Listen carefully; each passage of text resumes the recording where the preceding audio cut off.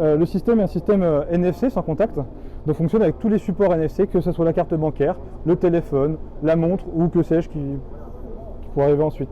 On a juste à prendre sa carte bancaire du quotidien, avec laquelle on paye au bureau de tabac, dans les commerces, et la présenter devant le valideur. Tout simplement, sans action préalable. Vous pouvez ensuite consulter vos voyages sur le site Ginko Voyage si vous souhaitez réaliser une note de frais ou simplement voir de quel montant vous allez être débité. Pas de surcoût supplémentaire.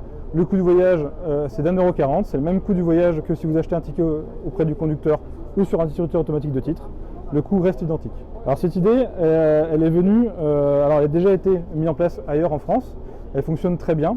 Et ce nouveau système va permettre de lutter contre la fraude, puisqu'une personne n'ayant pas préalablement acheté un ticket peut monter, valider avec sa carte bancaire et voyager en situation régulière. Chez nous, la fraude, si vous voyagez sans titre de transport, c'est une amende de 95 € ou 70 € si vous payez sur place. Donc il est vraiment indispensable de valider dans nos transports.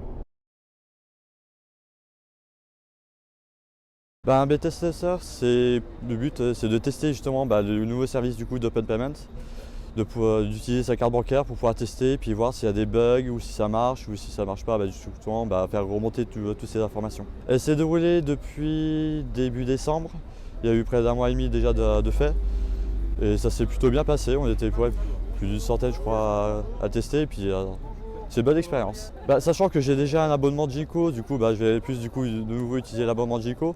Mais si jamais j'oublie ma carte, je sais que je peux utiliser la carte bancaire vu que c'est vrai que c'est plus simple, on monte, on passe et puis c'est aussi rapide qu'une carte Ginko.